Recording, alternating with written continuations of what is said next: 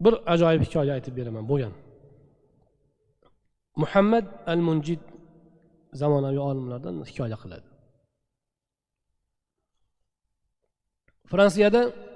Fransiyada bo'lgan voqea. Bir ayol bor ekan, yosh 93 ga bor, 90 dan o'tgan, 92-93 yoshli ayol ekan. Juda keksayib qo'ygan, yolg'iz yashar ekan.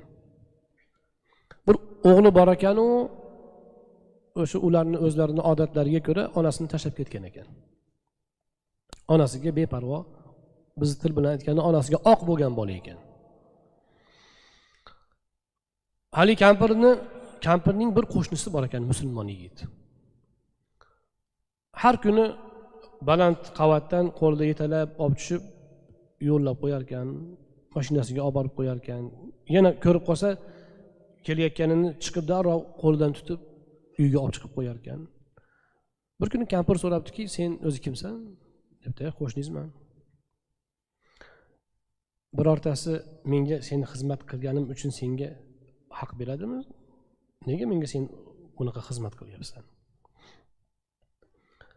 Yo'inki debdi, darrov hayoliga kelibdi-da, onada boladan umid qiladi.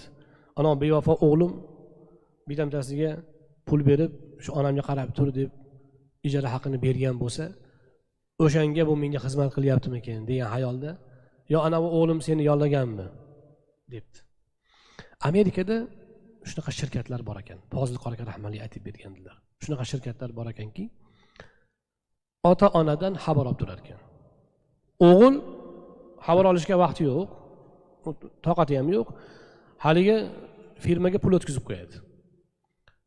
Kelishib bo'ladi. Har haftada 2 marta telefon qilib xabar olib turasiz. Bozor ucharini qilib berasiz. Falon doktor bo'ladi, bo'lmaydi. Mana unisi bo'lsa buncha pul, bunisi bo'lsa buncha pul va hokazo.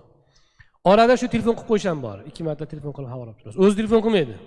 O'zi telefon qilib, "Dada, yaxshimisiz?" deyishga toqati yo'q. O'shaqa nimalar bor, shirkatlar bor.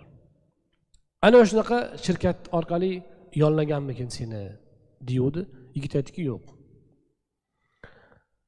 Birov senga buyurganmi menga xizmat qilishingniki buyurib senga haq bersa?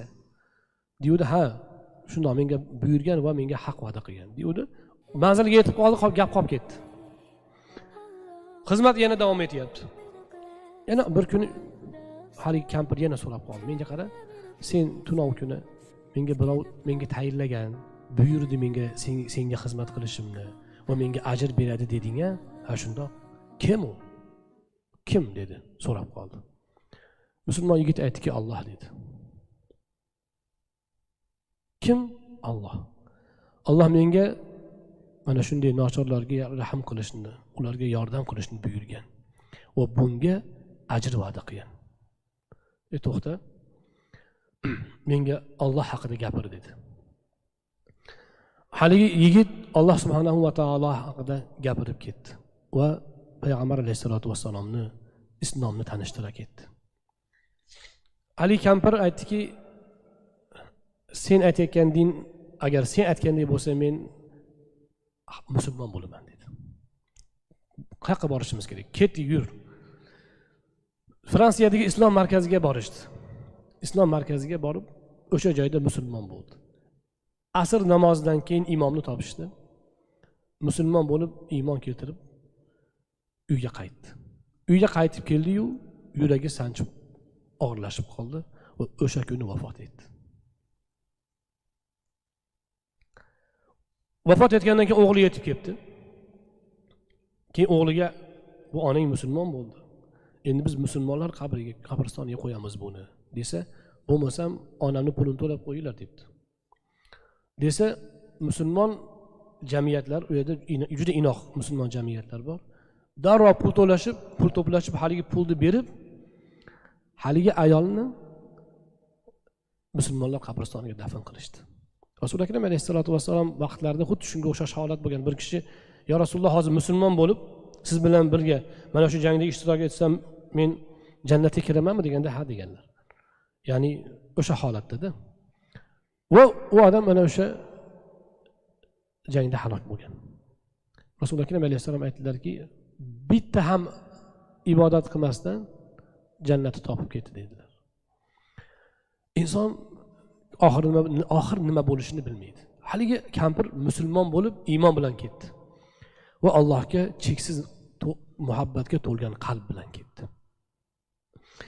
Keyin qiziqishibdi. Bu ayol nega bu ilohiy marhamatga sazovor bo'ldi deb qiziqishsa, u ayol hamshira ayol ekan va kasallarga o'ta mehribon ekan. Kasallarga o'ta rahm shafqat bilan qaragani uchun Alloh unga rahm qildi va unga iymonni nasib qildi va u musulmonlar qatorida, musulmonlar qabristoniga dafn qilindi. Ana muhtaram azizlar, rahm shafqat insonga qanchalar ne'mat beradi. O'zingizcha qattiqqo'llik bilan bir narsalarga erishaman deysiz. Men hali ko'rsatib qo'yaman, hali men qilaman, bu qilaman. Yo'q. Siz qo'lingizda quvvat bo'lgan paytda sizdan quvvatli zot ustingizda turganini unutmang.